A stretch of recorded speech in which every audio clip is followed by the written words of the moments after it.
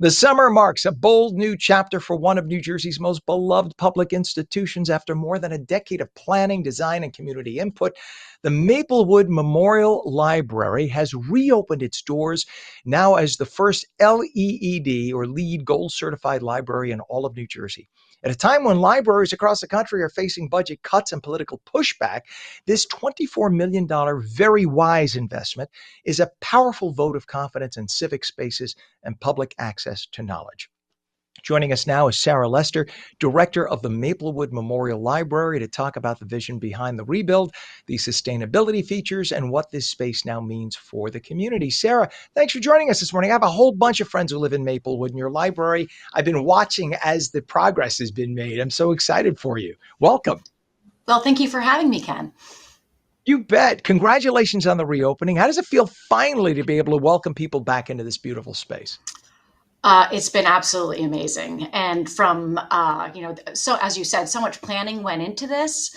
And with support from the township, with the state grant that we received an $8.3 million grant from the state of New Jersey, and we received private funding for this. And on Saturday, we opened our doors, and 1,100 people were at the grand opening, with 4,000 people walking through our doors on Saturday.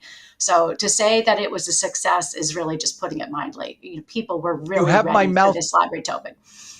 I'm sorry to cut you off there. You have my mouth agape. That is, you know what? That warms the heart because it brings back the memories of my youth and how much of a mind shaping my local library up in New Rochelle, New York was. I loved my library. I loved my bookmobile.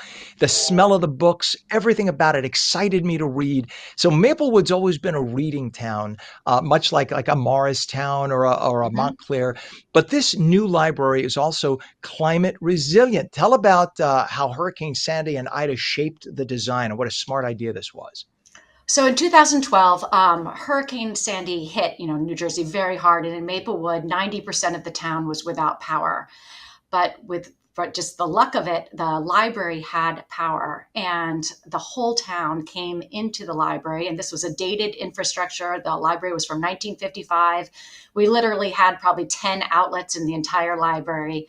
But people came in to get warm, to charge their devices, and to be together in a space to find information.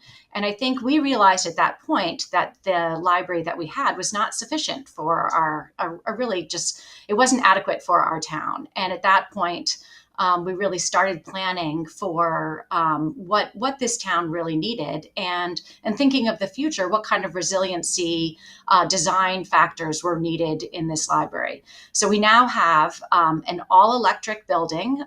58. We have solar panels that cover the entire roof.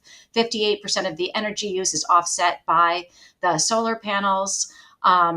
We have native plantings around the library. We have green roofs to help with water runoff.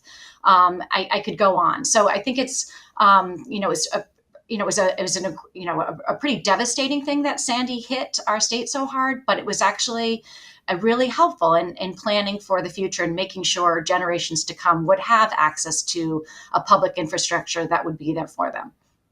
And Sarah, so it's basically the building itself is an education for kids and adults in the community, which is wonderful. And the library is the epicenter of the community. I mean, a lot of people don't realize Maplewood's only a 1 mile square little community, and to have that right in the middle to serve the community is so rich. I had a friend of mine who was a librarian for years in Westchester County, where I was raised, who used to say, "Show me a great library, and I'll show you the most educated group of kids in the region." And a library can make that difference in the future of the kids, because it's when you make it a place they want to go, then they'll go and get educated, as opposed to hanging out and getting in trouble. It's so phenomenal that you did that.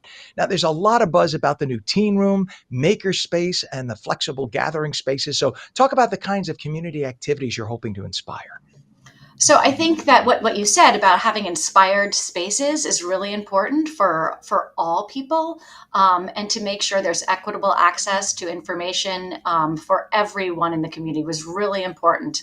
We've created, I've never seen a teen space like this. And, I've worked at the New York Public Library, I've worked at San Francisco Public Library, I've worked in other libraries in New Jersey. we have created the most beautiful teen space I think that there is in this country. And it really is a space that kind of elevates.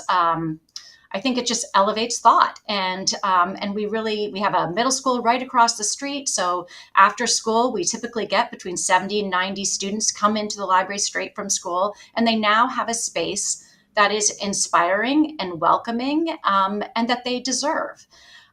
We also have 10 collaborative and quiet rooms that people can reserve for group study and quiet study. We sit on the edge of an Olmsted designed park that is absolutely beautiful. The second floor is all glass, and so you really feel like the park comes into the library. So I think every space in this library is absolutely beautiful, but also just encourages thought, encourages gathering, encourages conversation. And so that a building can do this is pretty remarkable, but we've seen it, from opening day with the thousands of people that came in our doors. And then every day since, people walk in this library and you see their jaw, you just see smiles come across their faces. They are Mm. so happy to have like a really a public building in their town that is this magnificent. You're doing it right. You're doing it right, and it inspires young people, and I'm sure overjoys older people. What a great thing to have. I hope that it continues to grow. I hope you're gonna have to beg them to expand the building in a few years because so many people keep coming. I'm just so excited for you, and Maplewood's a great place to live too. If people wanna visit or get involved, what's the best way and what's a website? So we're at www.maplewoodlibrary.org. We're at 51 Baker Street, right? It's a short walk to the train if you want to take the train here, since we're a sustainable library, encourage, walking, biking, training. And we're right at the edge of Maplewood Village. So we're very, very easy to visit. Sarah Lester, director of the Maplewood Memorial Library. I'm so excited for you. Thank you so much for coming on. Come on again, please, and let us know how things are going. Thank you so much. All right. Have a great day.